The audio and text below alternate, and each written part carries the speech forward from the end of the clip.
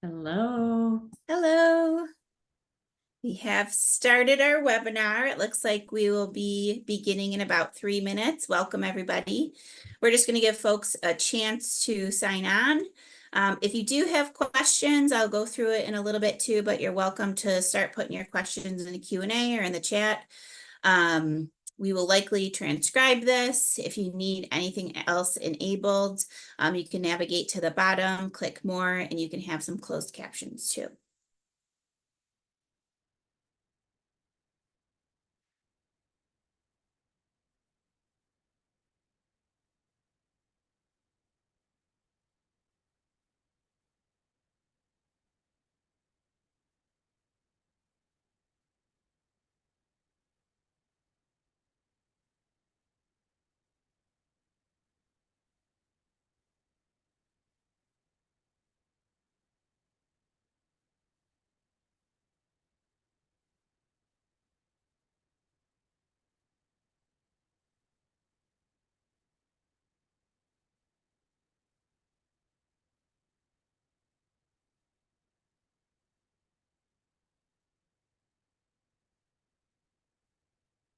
Welcome, everybody. Thanks for joining. We're going to give folks another minute or two to log on. Otherwise, we'll get started just after noon.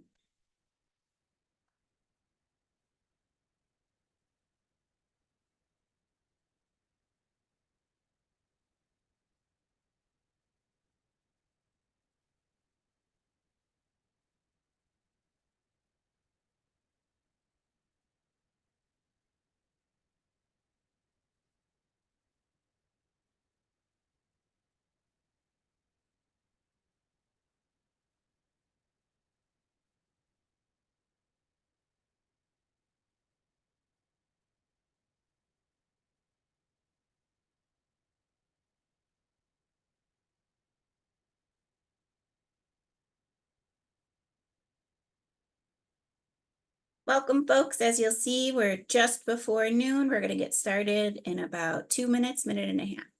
Thanks for your patience.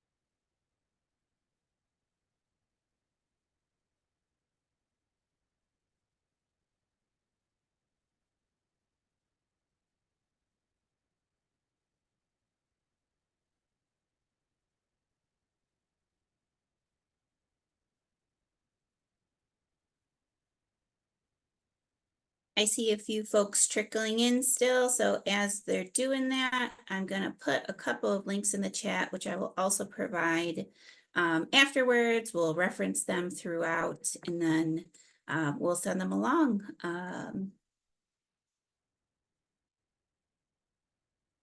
right, we're just after noon, so we are going to get started. Just want to make sure everyone can hear. You can put in the chat or the Q&A.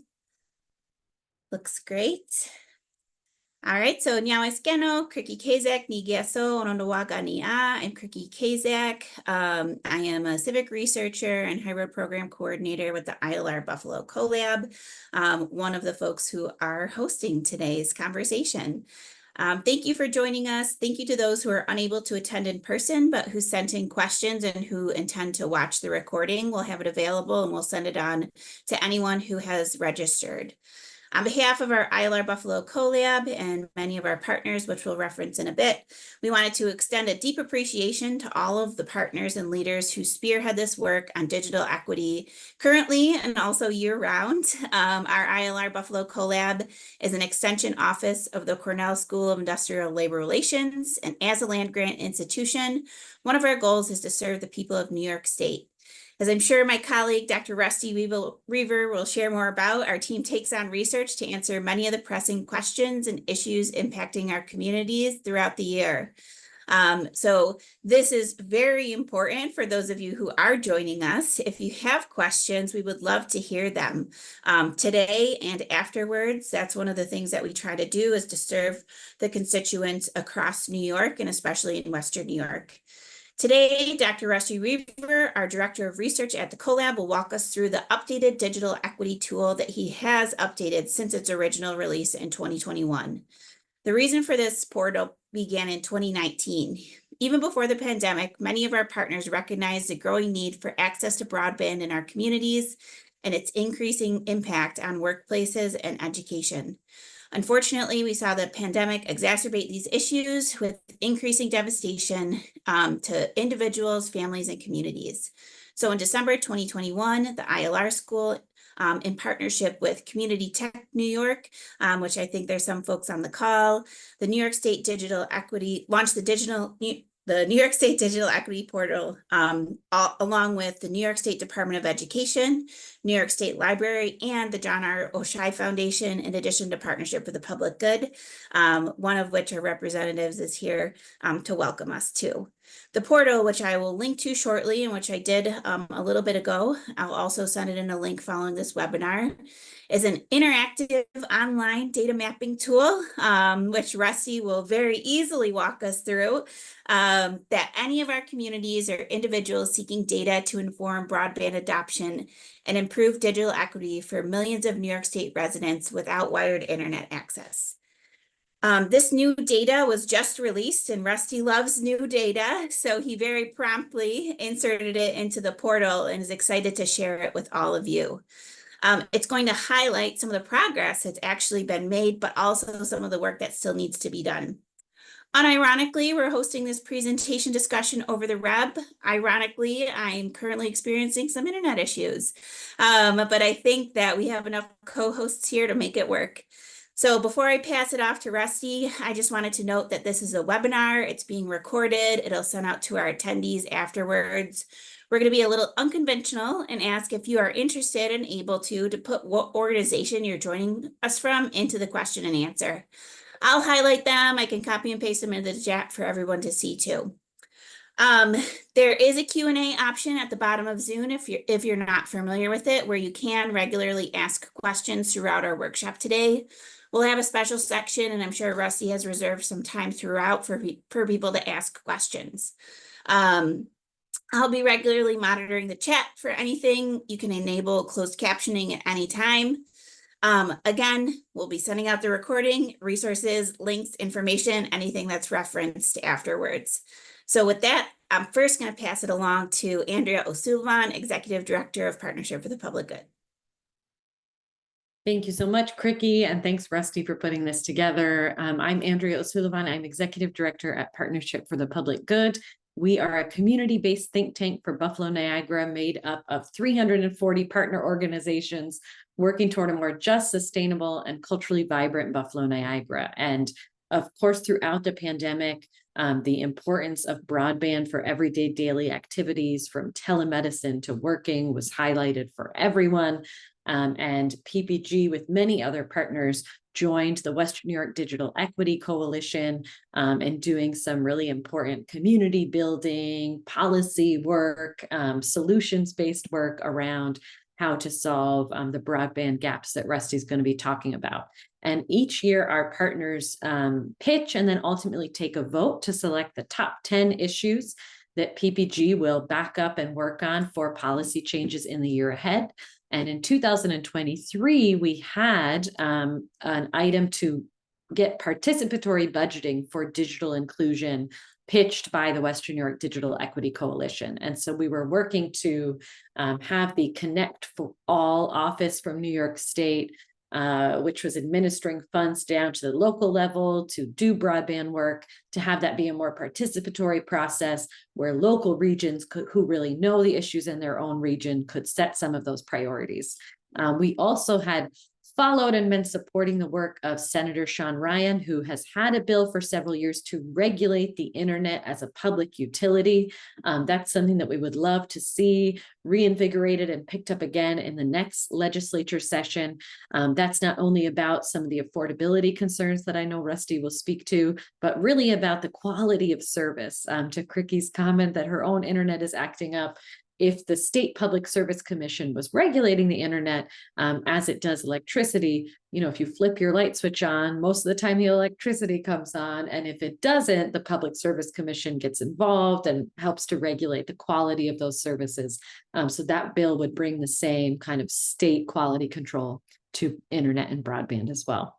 So those are just a few of the areas that we're tracking on it. But I think, like all of you, I'm really excited to learn and really grateful that the ILR school with Rusty has zoomed in on this again.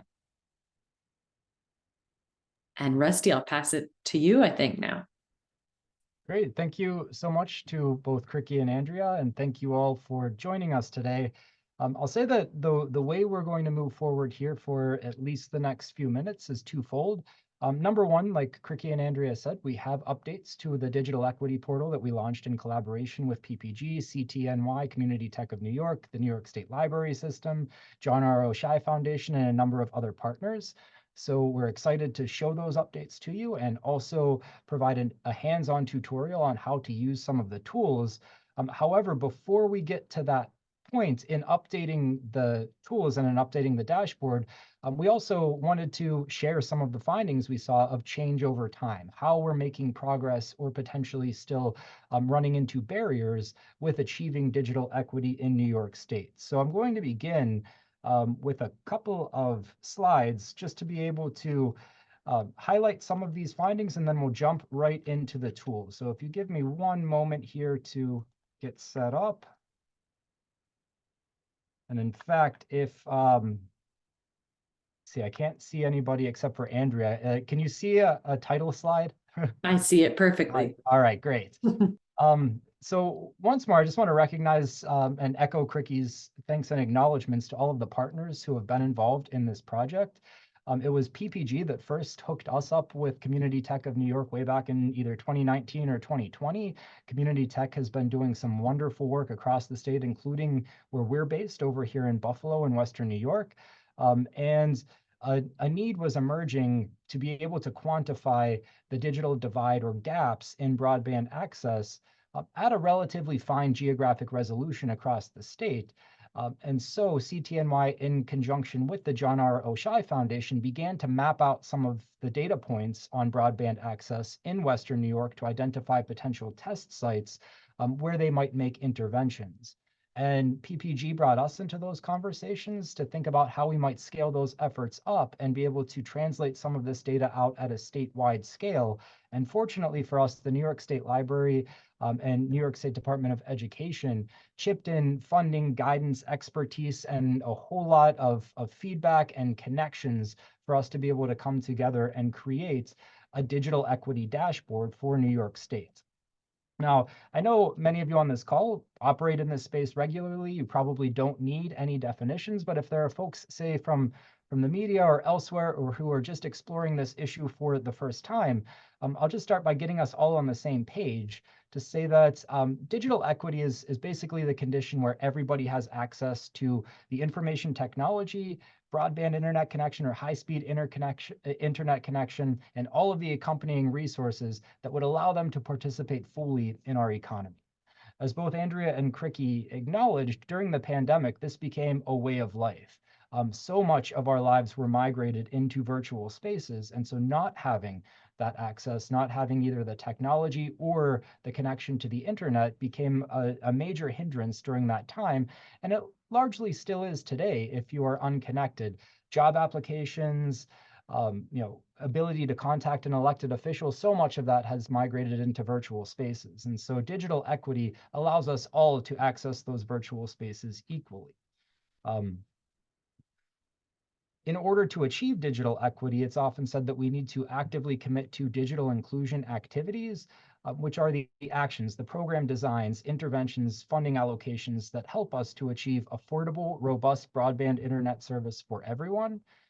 internet-enabled devices that meet the needs of all users, access to digital literacy training to ensure that folks not only have the technology and connection, but also are comfortable using all of those devices, quality technical support, just like Andrea was suggesting when it comes to public utility regulation.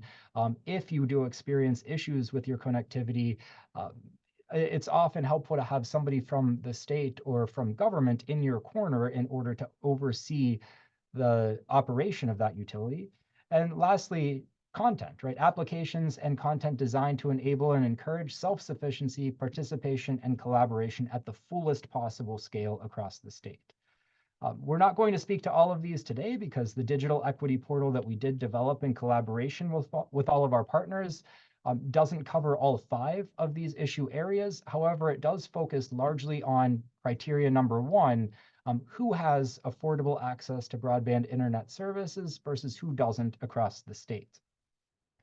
The dashboard that I'll share with you in a moment is largely powered by US Census data. The US Census American Community Survey has become the premier source of information on who has access to what type of internet connection and what type of devices to access the internet in their households. If you've worked with census data in the past, it can be a challenge. There can be a bit of a learning curve for new or inexperienced users to be able to get that information at the geographic resolution that you need it at. And that was some of the impetus for us developing the digital equity portal. In fact, it was the New York State Library System and a lot of library administrators who put out the idea that they're constantly writing grants or seeking funding to offer new programs to fill in gaps that exist in the digital divide in their regions. And so often those grant writing applications or the report outs for existing funding requires data. It requires the grant writer or the reporter to go in and document conditions in the geographies that they're serving to make the case that they need more funding for X, Y, or Z program designed to make their landscapes more digitally inclusive. And so in conversations with folks from the library system, it seemed like there might be a need to develop a way to access that information easily and quickly so that users didn't have to spend so much of their very precious and limited time trying to track down the right pieces of data. And so that's what led us to create a portal where we try to do that work for you and on behalf of whether it's a library administrator or a CEO of a small nonprofit or community-based organization that's advancing digital equity, we tried to include options and opportunities for everyone to come in and with just a few clicks, create fact sheets or data visualizations or tables that will plug and play right into that grant proposal or right into a funding report. When we first created this back in 2021, we built the portal. I guess I'll backtrack for a moment. We built the portal with tons of stakeholder feedback. This was Community Tech, CTNY, did incredible work to identify more than 50 stakeholder groups across the state, to bring them into focus groups, to administer an online survey to all of those stakeholders, to understand the needs of these user groups and how we might build a tool around those needs that meets those needs most directly. And one of the things that we found right away in response to those surveys were that a lot of the intended end users for a digital equity portal operate at different scales of analysis. Library administrators, for example, needed the data to be summarized at library system boundaries. Elected officials and their staffs wanted to see information at their district boundaries. A lot of community-based organizations operate on data that is collected at the zip code level, and they target their interventions to zip codes. So they wanted to be able to, again, quantify some of these challenges at the zip code scale. And as a data developer and as an application developer, what that tends to speak of is you have 2 different options. You can either build a ton of different tools, all at different geographic resolutions, and have different web URLs to direct people to so that they can access their specific tool. Or you can try to integrate that all into one platform that's built on some sort of a common geographic unit that can be scaled up into the geographies that our user groups intended. Most of the data that the Census Bureau collects on broadband are only reported at the smallest geographic resolution that those data points are reported at are units called census block groups or census tracts. And if you're in a small rural community, for example, sometimes the census tract is bigger than your community. It's bigger than the actual political jurisdiction, and it feeds into other locations. This is especially true of small towns and villages or boroughs in New York State. And so we built the initial portal at the block group resolution of analysis because that was the smallest unit, but that wasn't serving everybody. Again, in small towns, especially, or more rural areas, those units couldn't aggregate to the necessary boundaries. And so when we undertook updates beginning last July in 2023 and finally commencing in May or April of 2024, just a few weeks ago, with the help of a Cornell University High Road fellow who worked last summer on this project, we created an architecture that would allow us to disaggregate census data to a very small unit of analysis called a block. In a city or an urban area, a census block is really just a city block. Those boundaries often coincide. Elsewhere, it might not exactly be a block, but they're still relatively small units. And one property of the census block unit is that it's entirely nested in all of these other geographies that folks are interested in legislative districts, in zip codes, in municipalities, in municipal boundaries, so that these blocks are never cutting across the boundaries that our user groups were interested in. So by doing that disaggregation, we've now enabled the portal to accommodate all of those needs that we couldn't fill in the first version of it. So that does come with a trade-off that I'll mention when we get to the portal. But that was the first step in making these updates, which we did last July. The second step was to bring in the most recent American Community Survey data so that folks would have up-to-date, current, right now information. And so that data was released in December and January. And so we've been incorporating that all throughout the course of this year and finally have it ready to go.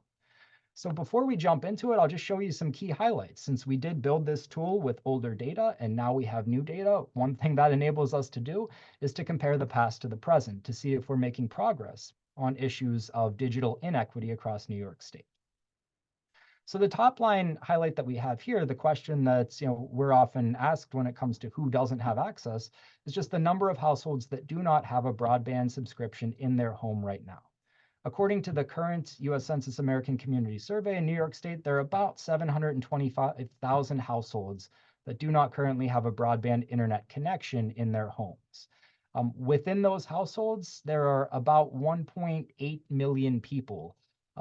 However, while those are big numbers, and they're numbers that indicate that we still have work to do to move toward digital equity, one thing that we can see from this table here is that the situation appears to be improving, right? The number of households with no access to high-speed internet, if we look at the Census Bureau period just before the current period, so the current period ended in 2022, we won't see any data for 2023 until December or January, December of 2024, January 2025. So this is our most current snapshot that we have right now.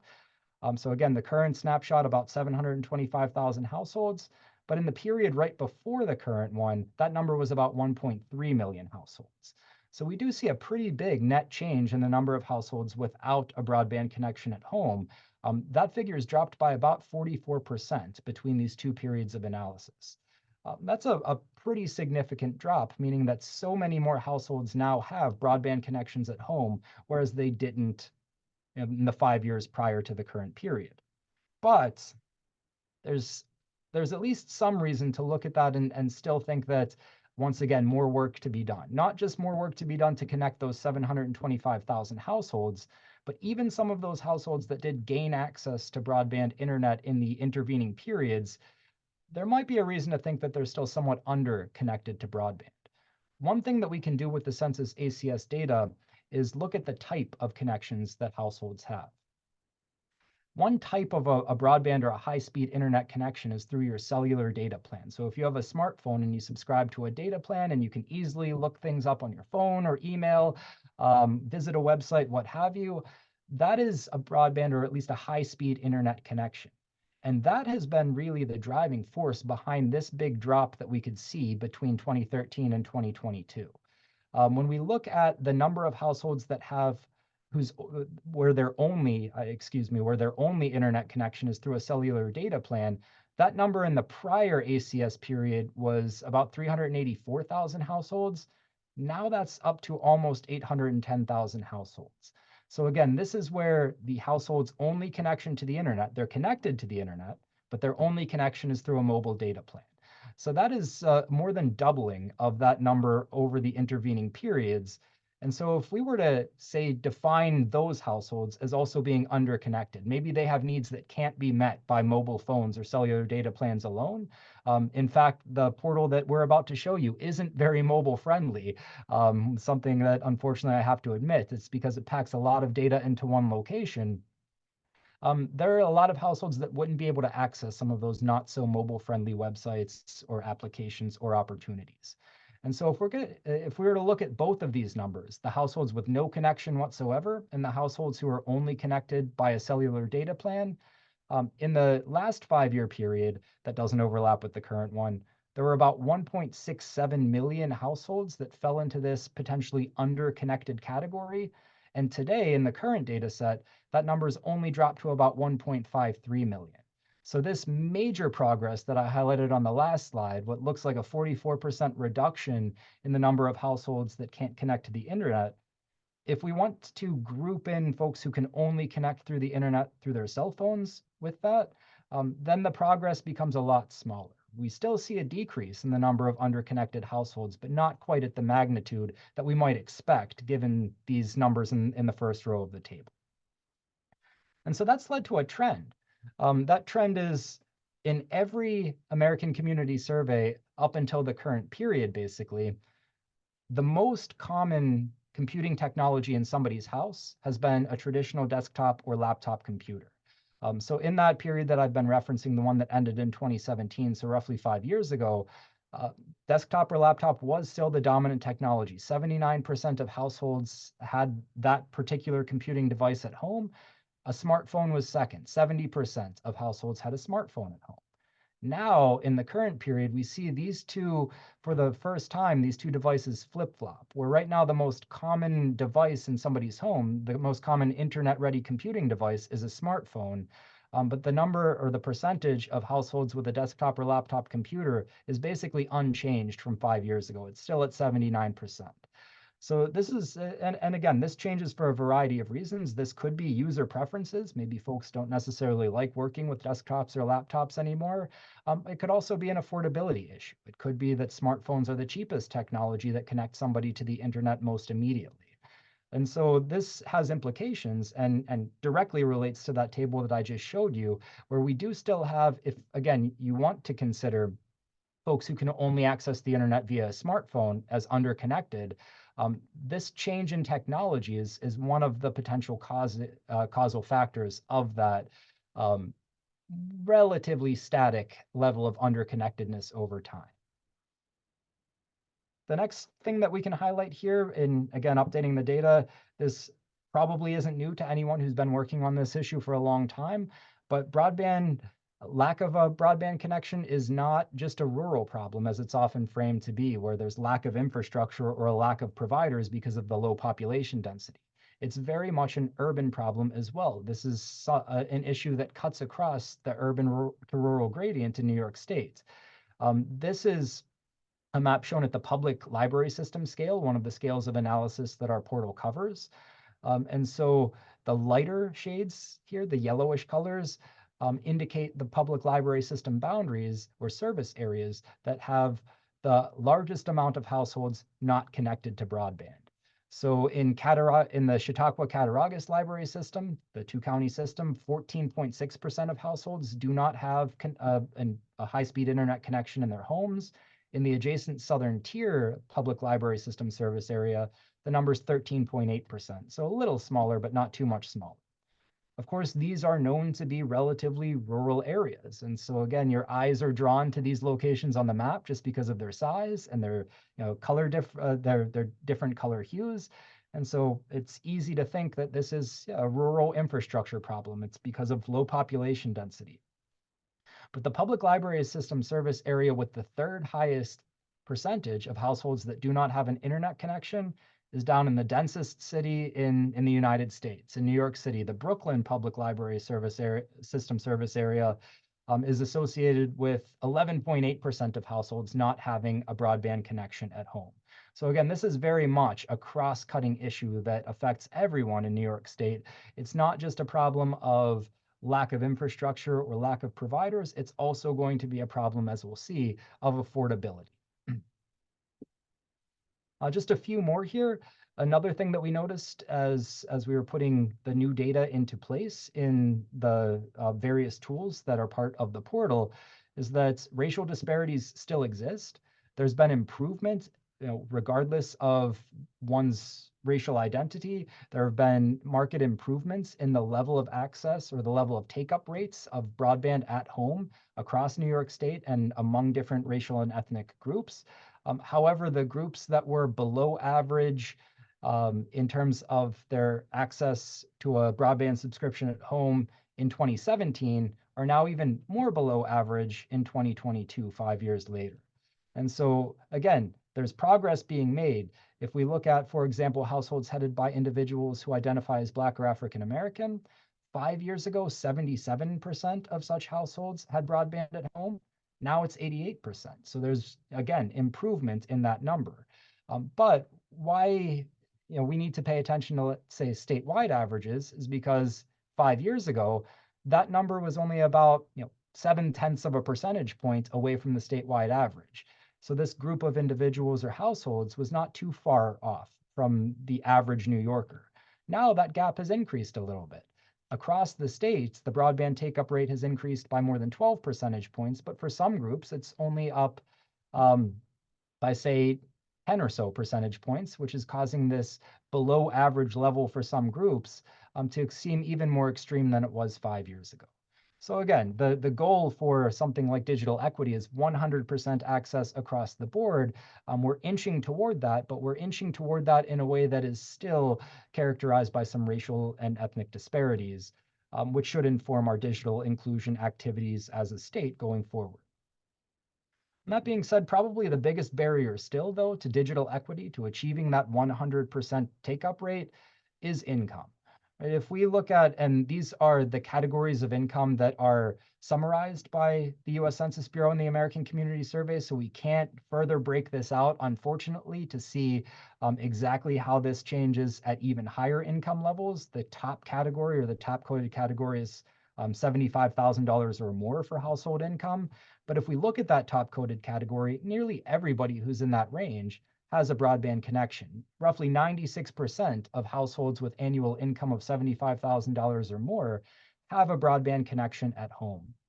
The situation is a lot bleaker when you look at the bottom end of the income scale. Particularly for households that earn between $10,000 and $20,000 per year, only 2/3 of such households have a broadband connection at home. So we can see this is almost a monotonic function here, that the more income you have, the likelier you are to have access to broadband when, again, as we talked about at the introduction of this webinar, is something that's becoming more and more of a necessity, if it's not already a necessity in public life. So again, income becomes sort of the deciding factor here. Now, before we transition into the portal, I will say Andrea talked about some pending legislation in New York State. We also have some legislation that is about to take effect, even though it was passed back in 2021, that might stand to solve some of these issues, or at least contribute to the reduction of some of the gaps that we've seen in the past 2 slides. So if you're familiar with something called the Affordable Broadband Act, this was a bill that was passed and adopted into law in 2021, signed by the governor who was in office at that time, but it immediately came under scrutiny and there was a legal challenge almost immediately because of the implications. So what the Affordable Broadband Act tries to do is cap the price that any internet service provider operating in New York State can charge to qualifying low-income families. Qualifying low-income families under the definition of the law include any households that currently qualify for free or reduced public school lunch, for SNAP benefits, for Medicaid, for disability-related rent reductions, or for special pricing from existing utilities. So again, going back to what Andrea was talking about at the outset, trying to treat broadband more like a utility and capping the price that some households need to pay for it. And so the law, as it was written at that time and adopted, said that any internet service provider, whether you're a gargantuan like Verizon or someone somewhere in between, could only charge $15 per month for a 25 megabits per second package to households that qualify, or $20 a month for a faster 200 megabit per second package. As you might imagine, internet service providers didn't much like that rule, and so they challenged it and argued that New York State doesn't have the power to do this because they are regulated at the federal level by the FCC. The district court that heard that case agreed with the internet service providers back in 2021, and so this law never went into effect. However, New York State appealed that decision, and just about 3 weeks ago, at the tail end of April, the Second Circuit Court overturned the decision. Again, many of you are probably aware of this, but if you're not, what that means is that the permanent injunction that was placed on the Affordable Broadband Act back in 2021 has been lifted. So the law now has a path to take effect. And the way the bill was written is that it's supposed to take effect 60 days after its adoption. So sometime within the next 2 months, prices like this might actually go into effect for some households. Now, why I have this picture, this is the city of Buffalo over here for folks who don't know about us over in Western New York. Again, just to coincide with one of those themes that we already discussed, inaccessibility to broadband is not just a rural problem. Here we see in the city of Buffalo, these orangish and red shades indicate households that don't have access to broadband at home. And those numbers are pretty stark, even in cities. And that's largely because of the affordability issue that I just mentioned. In much of this service area on the eastern side of the city of Buffalo, typical monthly broadband packages are in the range of about $59.99 to $69.99 per month for a package with the speed of at least 25 megabits per second. That's a considerable amount of money for households that are earning relatively low income. And slashing that price by 60 or 70% would go a long way to hopefully connecting households like those on the east side of Buffalo that don't currently have access to broadband internet packages. So that's on the horizon. That's actually one of the motivating forces for why we're doing this webinar today and trying to relaunch the Digital Equity Dashboard, because as this law hopefully now finally has a path to going into effect, we can begin to understand the scale of who might benefit from it, where might those beneficiaries be, and how will that help New York to achieve digital equity. And so with that, we'll now jump over to a live demonstration of the tools. So if you give me just a second to change my screen share here, I'm going to pull up the portal. I think Cricky has put the link to it in the chat. Yeah. And Rusty, really quick, we did Yeah. have one question. Sure. If you're able to answer it while you're pulling that up. Yeah. Are households with broadband at home a mixture of in-home and mobile connectivity?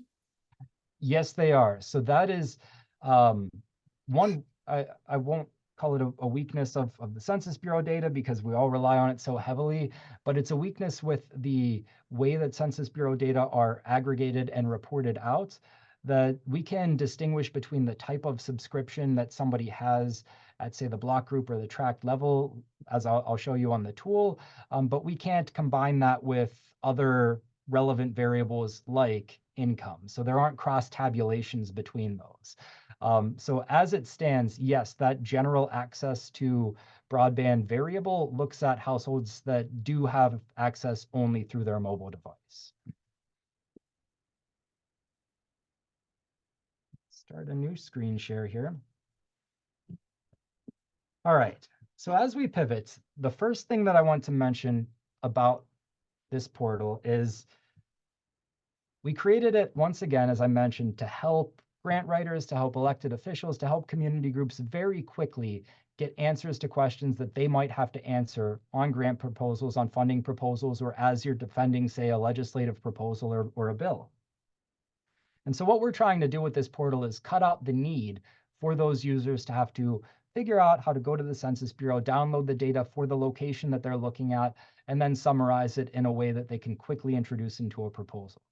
So I want you to keep that in mind as we go through. Think about all of those activities that go along. And the reason for that is in order to build all of this data into this portal with so many different visualizations, the trade-off is it does take a little bit of time to load, right? It unfortunately doesn't give that instant gratification of I click something and I immediately see it. It does need to think for a second before it spits out the results. So, as you're working with it, make sure you have a cup of coffee or something with you. Click what you need to, wait for it to load, and then hopefully just copy and paste it right into the proposal. It should run a little bit faster after you use it the first time because it will store cookies on the browser, but there is a lot of data here. As I mentioned, we disaggregated all of this down to the census block level so that you can go in and see a scenario for an individual block. And so with that, the underlying database is enormous. So keep that in mind as we go through. But nonetheless, here we are. So when you land at the New York State Digital Equity Portal, you'll have a top menu of options. We'll visit a few of these as we go through the live demonstration and tutorial here. But the main portal home is a screen that has a very busy interface. We do this for a specific reason, as I'll show you in just a second. Whenever you come up with the